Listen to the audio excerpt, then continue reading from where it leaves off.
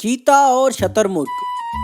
एक लालची दुष्ट चीता अपनी जरूरत के लिए नहीं बल्कि अपने मजे के लिए शिकार करता था और खासकर उसके शिकार बाकी जानवरों के बच्चे ही होते थे।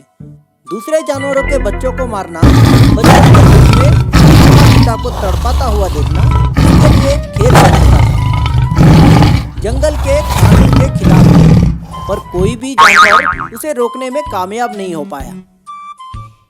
दुष्ट कहीं के बच्चों को मारकर तुम्हें क्या मिलता है? इससे अच्छा तो हमें मार देते। एक ना एक दिन तुम्हें इसकी सजा जरूर मिलेगी। सजा और मुझे? किसमें इतनी हिम्मत है? वैसे कईयों ने कोशिश तो की बहुत, पर उसका अंजाम तुम अच्छे से जानती हो। जानवर जितनी भी चाहे विनती कर ले, उसे भला बुरा कहे, उसे कोई फर्क नहीं पड़ता। वो बस अपनी दुष्ट हंसी के साथ वहाँ से निकल जाता। कुछ ही दिनों पहले शतरमुर्ग के यहाँ अंडों में से नन्हे बच्चे बाहर निकल आए थे। कई दिनों से उसकी नजर शतरमुर्ग के बच्चों पर थी, पर शतरमुर्ग चीता के डर से उन्हें अकेला छोड़ती ही नहीं थी। धीरे धीरे उसका दाना पानी खत्म हो गया और आखिरकार उसे बच्चों के लिए खाना इकट्ठा करने बाहर जाना ही पड़ा। चीता तो बस उसी मौके की तलाश में था। जैसे ही वह बाहर गई, वह उसके घोंसले तक पहुंच गया। अपना ध्यान रखना बच्चों, और यहाँ से बाहर कहीं मत जाना। मैं जल्द ही वापस आ जाऊंगी। आराम से आना, कोई जल्दी नहीं। तब तक मैं इनका अच्छे से ख्याल रखूंगा।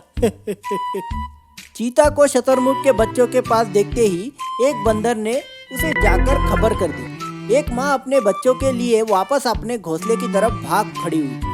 जैसे ही वो वहां पहुंची, उसने चीता के मुंह में अपने बच्चे की गर्दन को देख लिया और वो गुस्से से आग बबूला हो गई। उसने चीता को लड़ाई के लिए ललकारा।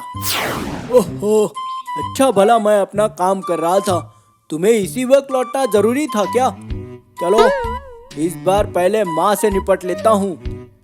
बच्चों को फिर से घोंसले में रखकर चीता ने शतरमुर्ग पर छलांग लगा दी, पर शतरमुर्ग उसके इस हमले के लिए पहले से ही तैयार थी। उसने बड़े ही आसानी से उसका वार जाया कर दिया और पूरी ताकत के साथ अपने पैरों से चीता पर वार कर दिया। शतरमुर्ग की लात पड़ते ही बड़े से बड़ा जानवर हिल जाता है। ये तो एक चीता था, वो भी बुरी तरह से हिल चुका था। वो समझ गया इससे लड़ना कोई आसान काम नहीं है। उसने पूरी ताकत और फुर्ती के साथ फिर से शतरमुर्ग पर हमला कर दिया, पर फिर से उसका वार खाली गया। शतरमुर्ग अपनी भारी भरकम लात और नुकीले चोंच से चीता पर वार करने लगी। थोड़ी ही देर में चीता लहूलुहान हो गया।